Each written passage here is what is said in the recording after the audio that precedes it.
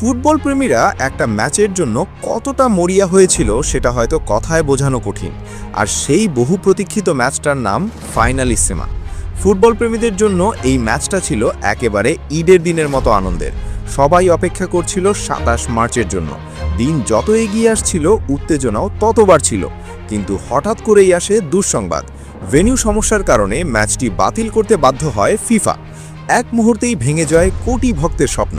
Social মিডিয়ায় শুরু হয় হতাশা, ক্ষোভ আর প্রশ্ন, কেন এমন হলো? এত বড় একটা ম্যাচ যেটার জন্য সবাই অপেক্ষা করছিল, সেটা কিভাবে হঠাৎ বাতিল হয়ে যায়?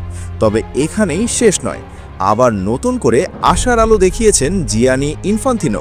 হ্যাঁ, ইউরোপিয়ান মিডিয়া যখন ২০২৬ বিশ্বকাপ নিয়ে তাকে প্রশ্ন করে, তখন তিনি জানান সব প্রস্তুতি ঠিকঠাক চলছে, টিকিট বিক্রি হচ্ছে, দলগুলো প্রস্তুতি নিচ্ছে, সব কিছু পরিকল্পনা অনুযায়ী এগোচ্ছে। কিন্তু এরপরই আসে সেই গুরুত্বপূর্ণ প্রশ্ন, ফাইনালিসিমা কি আবার হবে? এই প্রশ্নের উত্তরে ফিফা প্রেসিডেন্ট বলেন, বর্তমানে ভেন্যু সমস্যার কারণে ম্যাচটি বাতিল রয়েছে। এখনই নিশ্চিত করে বলা যাচ্ছে না ম্যাচটি হবে কিনা, তবে স্পেন চাইলে ম্যাচটা হতে পারে। তার এই কথাতেই নতুন করে আলোচনা শুরু হয়।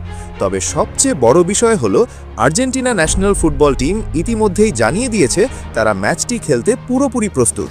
তাদের বক্তব্য পরিষ্কার, আমরা যে কোনো মাঠে খেলতে রাজি, শুধু স্পেন রাজি হলেই ম্যাচটা সম্ভব।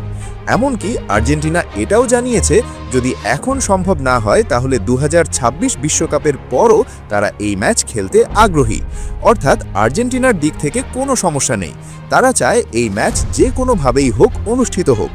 অন্যদিকে স্পেন ন্যাশনাল ফুটবল টিম এখনও এই বিষয়ে স্পষ্ট কোনো সিদ্ধান্ত জানায়নি।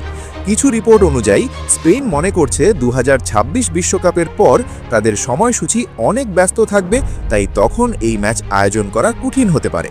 এখানেই তৈরি হয়েছে অনিশ্চয়তা, কারণ এখন পুরো বিষয়টাই নির্ভর করছে স্পেনের উপর। স্পেন যদি রাজি হয় তাহলে আবার মাঠে গড়াতে পারে এই মহারণ, আর যদি রাজি না হয় তাহলে হয়তো এই স্বপ্নটা আবারও অপূর্ণ থেকে যাবে।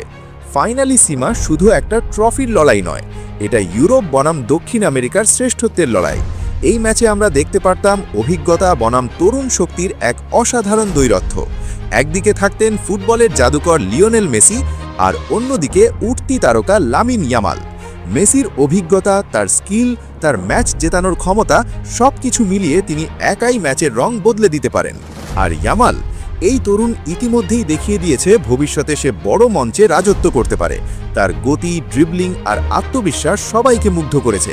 এই দুই প্রজন্মের লড়াই দেখার জন্যই মুখিয়ে ছিল পুরো বিশ্ব। তাই ফাইনালিসিমা বাতিল হওয়া মানে শুধু একটা ম্যাচ বাতিল হওয়া নয়, এটা ছিল কোটি মানুষের আবেগ ভেঙে যাওয়া। কিন্তু এখনও আশা বেঁচে আছে, কারণ ফিফা সরাসরি না বললেও পুরোপুরি না বলেননি। আর্জেন্টিনা প্রস্তুত, এখন শুধু দরকার স্পেনের সম্মতি।